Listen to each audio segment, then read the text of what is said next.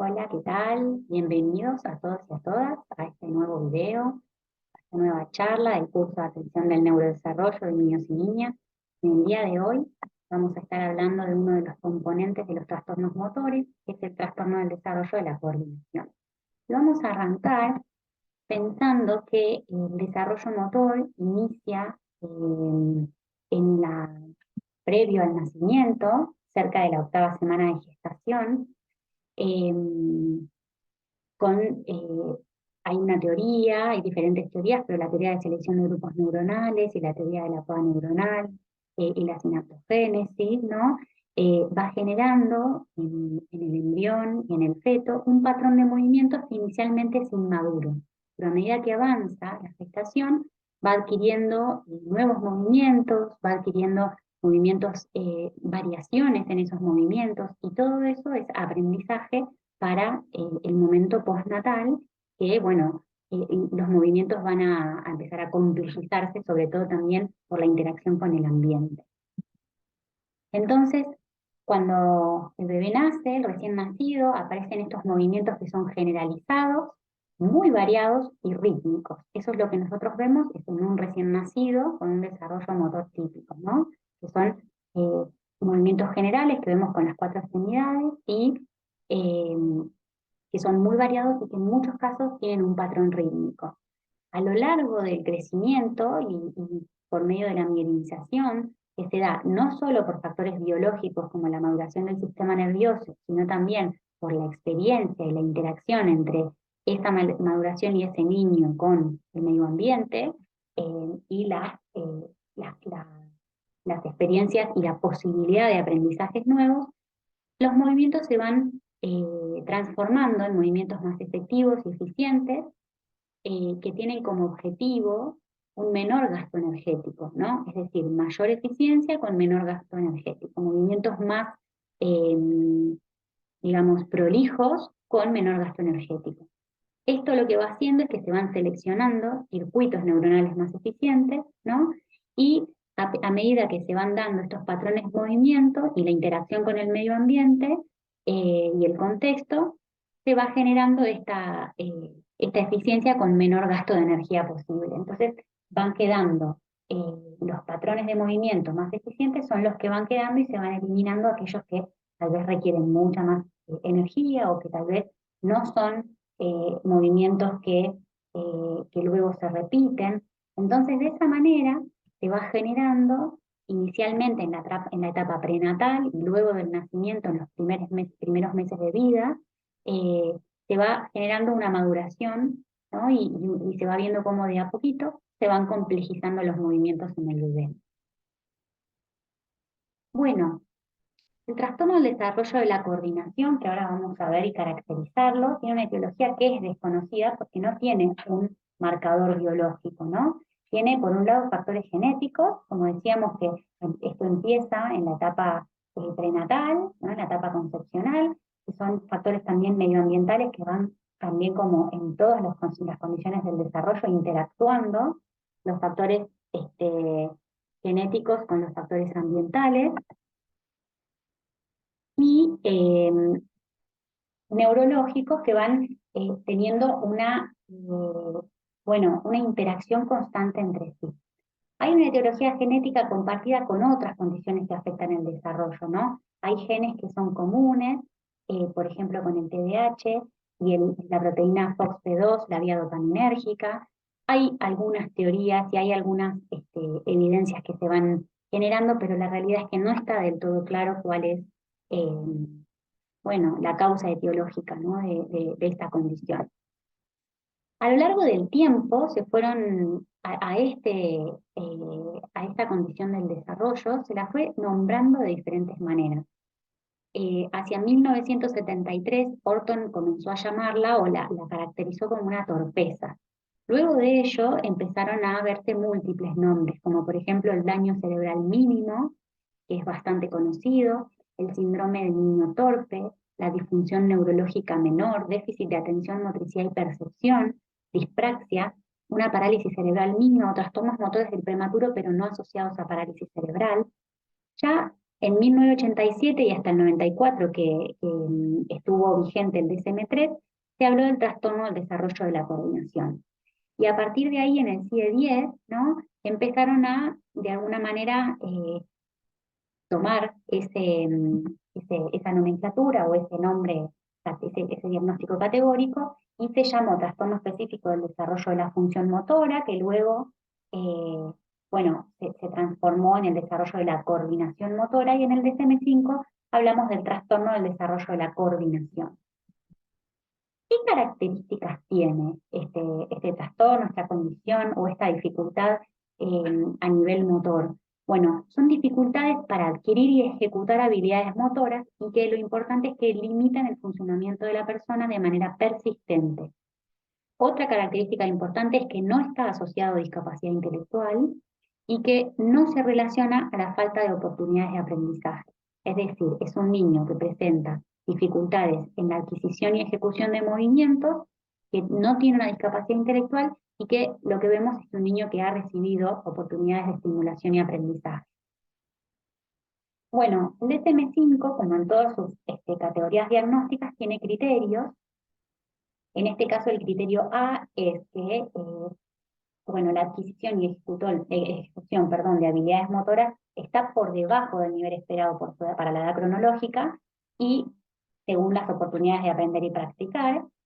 En el B vemos que hay un obstáculo significativo y persistente en las actividades de la vida diaria, adecuados para la edad, y hay un impacto en el desempeño académico, laboral o en el tiempo libre, ¿no? Generado por esta dificultad en la coordinación.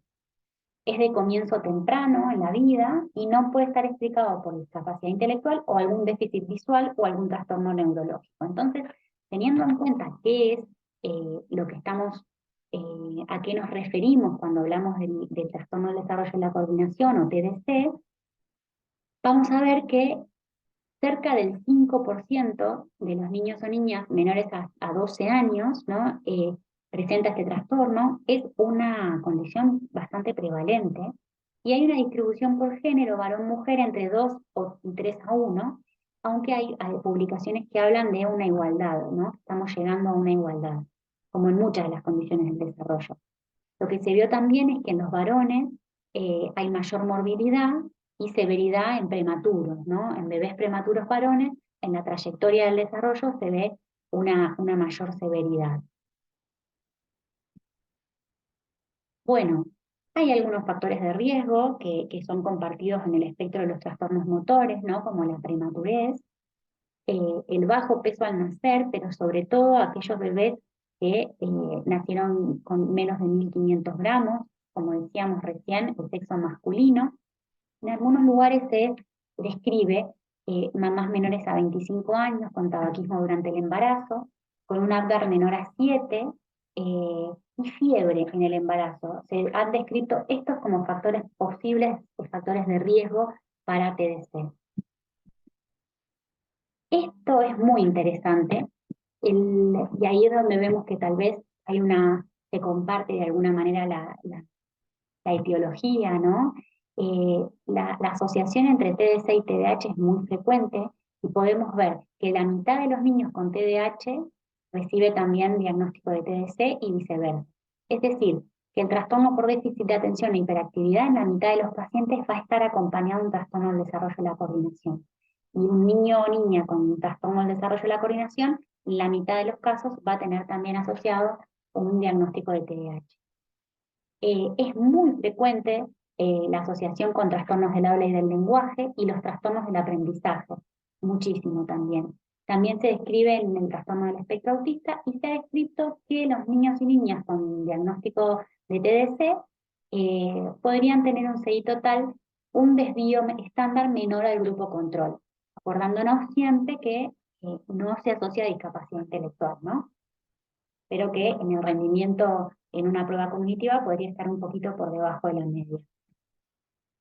Bueno, pensando entonces en un niño que tiene desafíos en la coordinación motora, que es un niño pequeño o por lo menos en edad escolar, y que estos desafíos en la coordinación motora no están explicados ni por una discapacidad intelectual ni por la falta de estimulación de estos patrones motores, ¿qué podrá consultar, ¿no? Las preocupaciones en general pueden ser, como decimos siempre, por parte de la familia, la escuela, el pediatra, el equipo, en caso de tener un equipo de apoyo terapéutico. Pero la realidad es que muchas veces no es el motivo de consulta inicial. Muchas veces la coordinación motora no lleva a la consulta o no lleva a la consulta o no surge como preocupación en la consulta pediátrica, y en la evaluación del desarrollo muchas veces la preocupación pasa por las habilidades escolares o por tal vez las habilidades sociales o por dificultades en el desempeño escolar en general, no solo académico. Y cuando uno empieza a hacer la anamnesis y la historia clínica orientada al desarrollo, empezamos a ver que hay desafíos en la coordinación, pero muchas veces tenemos que ir a buscarlos. Entonces ahora vamos a ver cuáles son estas características y cómo lo vamos a buscar, porque en general o en muchos de los casos no lo podemos observar de manera inicial. Entonces empecemos. Siempre, como decimos siempre, vamos a empezar con una historia clínica orientada al desarrollo y orientada a las preocupaciones de la familia, el examen físico, la observación clínica. Y muchas veces vamos a ir hacia atrás en la historia del desarrollo y cómo fue la adquisición de hitos madurativos, de hitos del desarrollo, y ahí nos vamos a detener y a preguntar, ¿qué oportunidades de aprendizaje tuvo ese niño? ¿No?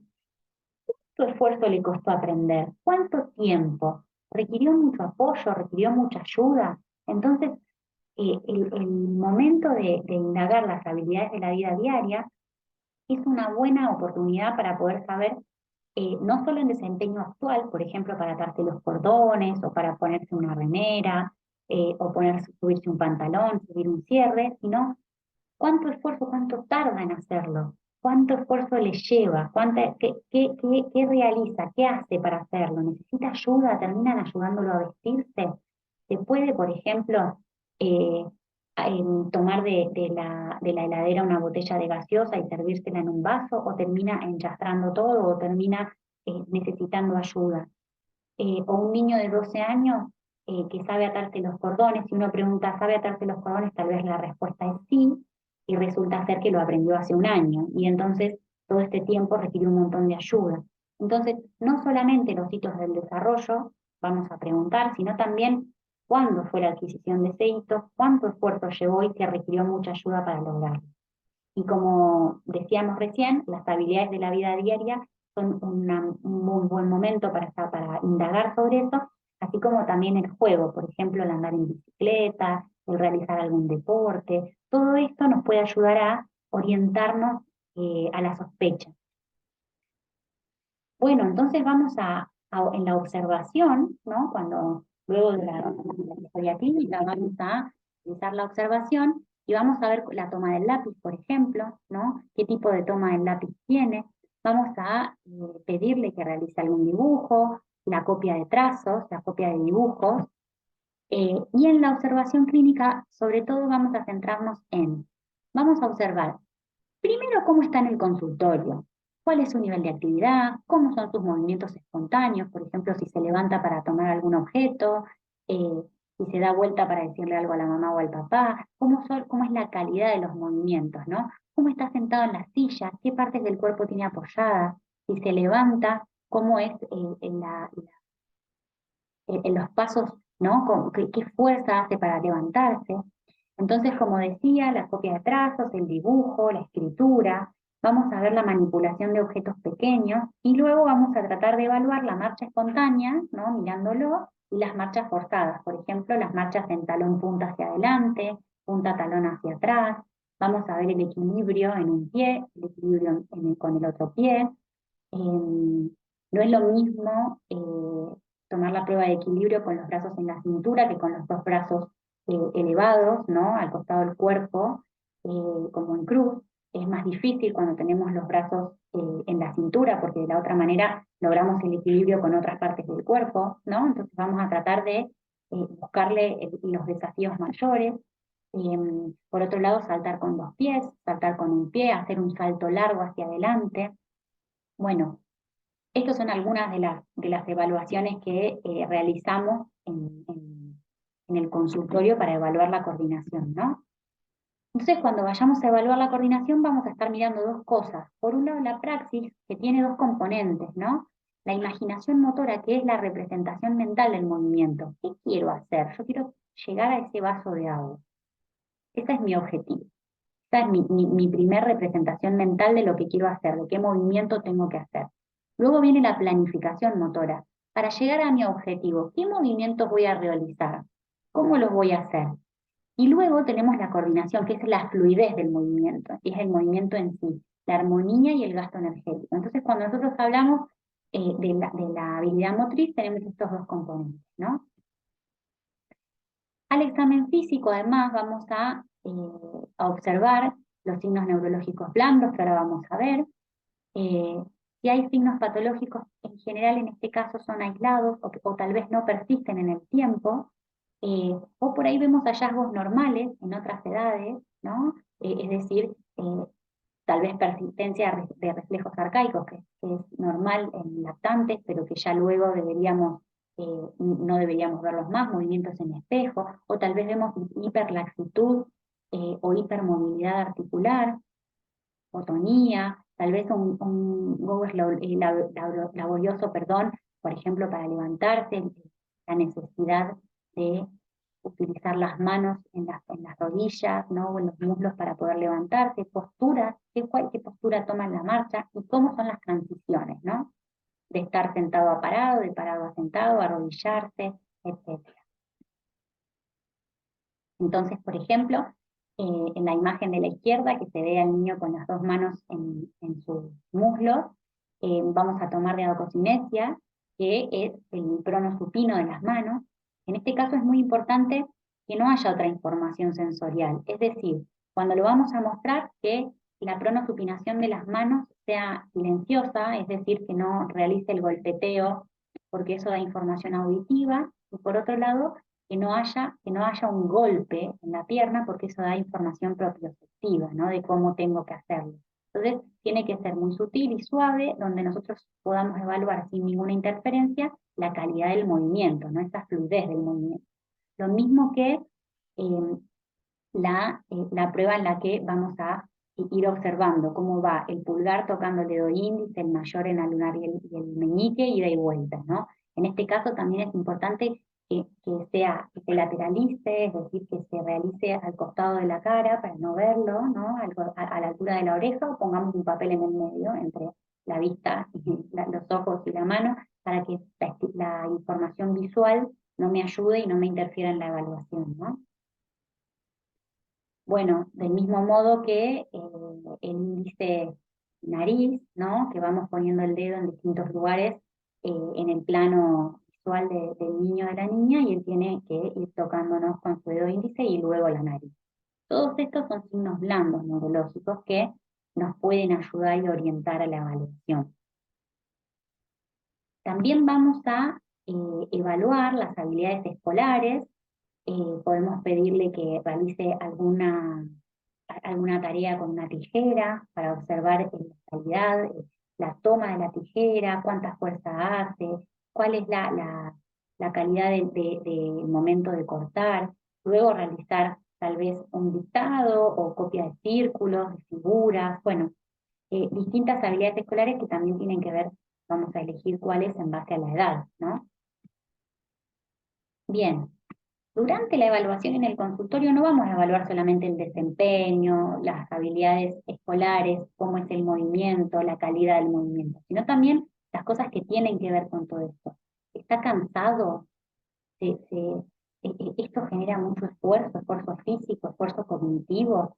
Hay factores emocionales, lo noto triste, se está empezando a enojar, lo noto que está frustrando por esto, o que tal vez ya no tiene más ganas porque esto fue demasiado. ¿Cuánta energía tiene que utilizar para realizar movimientos? Lo vemos agitado, por ejemplo, por realizar un movimiento que tal vez en principio sería un movimiento sencillo.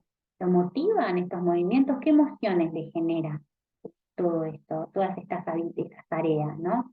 Esto nos va a dar mucha información, porque en general a nadie le gusta hacer cosas que le cuestan. Entonces, cuando nosotros vemos desafíos motores, en muchos casos esto conlleva a desafíos conductuales o a dificultades tal vez emocionales. Entonces, ahí podemos observar un poco de todo esto que nos va a ayudar también a ver, sobre todo para plantear objetivos, ¿no? Bueno, dentro de la evaluación, además de la observación no estructurada, hay diferentes baterías de test. El Movement ABC es una prueba que es muy linda y que es una prueba rápida que podemos hacer en el consultorio, y que realizamos para poder evaluar los distintos componentes del movimiento, ¿no? Es una prueba que tiene es una prueba que tiene, son ocho componentes en total, hay 3 dominios y en total hay 8 pruebas. Eh, entonces es bastante sencilla de aplicar y es bastante rápida. Por otro lado, están las Vineland, que ya habíamos visto en distintos momentos, las escalas Vineland, tiene distintas, hay hay un dominio que es motor, pero tiene dentro de otros subdominios, por ejemplo, las habilidades de la vida diaria, nos dan mucha información. Tal vez no de la calidad del movimiento, pero sí del desempeño, qué cosas puede realizar y qué cosas no. Bien, por otro lado tenemos el cuestionario de SDQ, que es un screening que lo reporta la familia, que se da entre los 5 y los 15 años de edad, es corto también, y evalúa el control motor durante el movimiento, la motricidad fina, la coordinación general. Y nos da 2 resultados, o sospecha para TDC o probable no TDC. Es bastante sencillo de aplicar y se puede tomar previo a la consulta. Bueno, esto era lo que estaba buscando, el ABC Movement, volvemos un minutito al ABC Movement, se aplica en niños entre 4 y 16 años, que evalúa el desempeño con datos cuali y cuantitativos, ¿no? Hay 3 dominios con 8 pautas, y estos dominios son las destrezas manuales, la puntería y atrape, y el equilibrio. Bueno, por otro lado, está el BMI, que evalúa la percepción visual, la coordinación motora y después la combinación entre ambas. Este no lo usamos tanto, no es de uso tan habitual como el Movement ABC, pero es una prueba que existe y que es accesible también de realizar. De ahora en adelante voy a mostrarles algunas pruebas más específicas del resorte tal vez del terapeuta ocupacional o de quien realiza una intervención. Pero está bueno conocerlas para saber qué están y porque tal vez en algún momento recibimos un informe con estas evaluaciones y es lindo saber de qué estamos hablando, ¿no? Pero en general son pruebas más largas, un poco más complejas, en las que son buenísimas porque se evalúan en detalle los movimientos eh, y, eh, y buscan específicamente orientar objetivos terapéuticos, ¿no? Por ejemplo, el BOT2, que se da hasta los 21 años, y ya evalúa precisión motriz fina, integración motriz fina, destreza motriz, la coordinación bilateral, el equilibrio, agilidad y velocidad, y coordinación de las extremidades superiores, además de la fuerza. Por otro lado está el SOSI, que también, como pueden ver, eh, también es bastante más extenso, tiene un montón de pautas, y esto, bueno, se realiza en el consultorio y lleva su tiempo, ¿no? Evalúa el control postural, la planificación motora, lo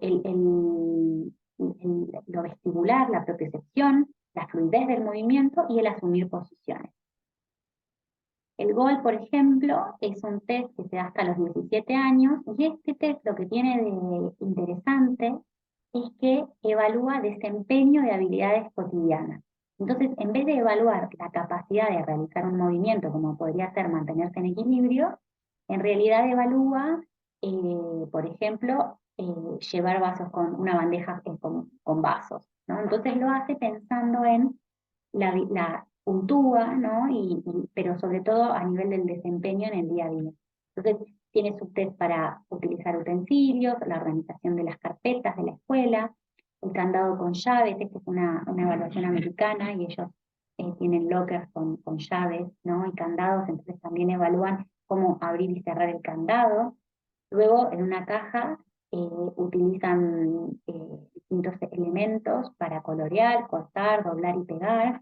El vestido, la batería trae una remera para ponerse, ¿no? Y la remera se la da vuelta antes de dársela al niño o la niña y se le explica. Tenés que dar vuelta a la remera y ponértela como arriba de tu ropa, como tendrías que hacerlo. Y ahí se puede ver que en muchos casos es dificultoso para ellos dar vuelta a la remera inicialmente, o se la ponen al revés, o inician el movimiento desde la parte de la cintura. Bueno, por otro lado, picar la pelota, patear con rebote en la pared y la bandeja de vasos. Es muy interesante porque es una evaluación que evalúa capacidad, pero a través del desempeño del día a día. Entonces, es muy provechoso. Bueno, hasta acá entonces la evaluación y vamos a pensar un poco en la trayectoria. ¿Qué le pasa a los niños y a las niñas que tienen un diagnóstico de TSC? Bueno, como podemos ver, entre el 50 y el 70% en general persisten hacia la pubertad, ¿no?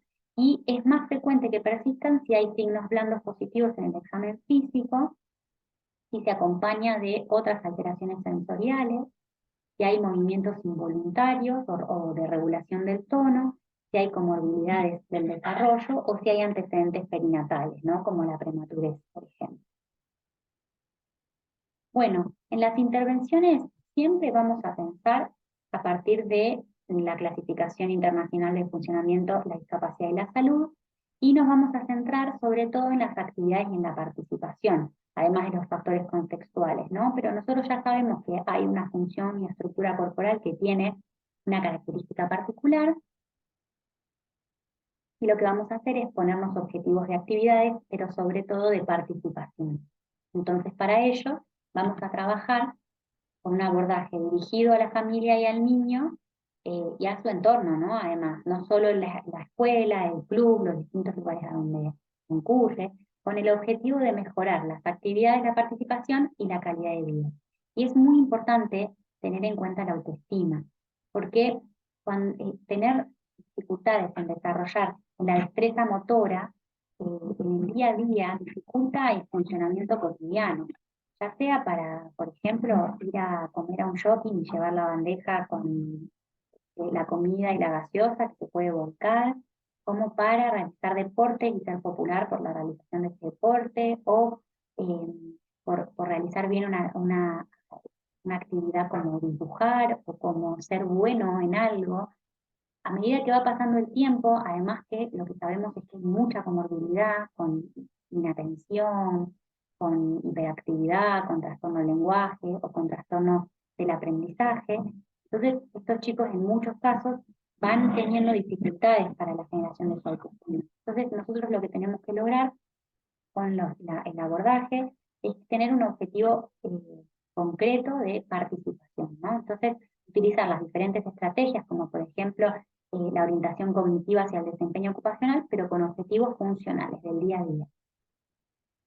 Entonces, hay dos tipos de objetivos. Por un lado, mejorar el desempeño motor, es decir, entrenar una habilidad, ¿no? Por ejemplo, cortar con tijera.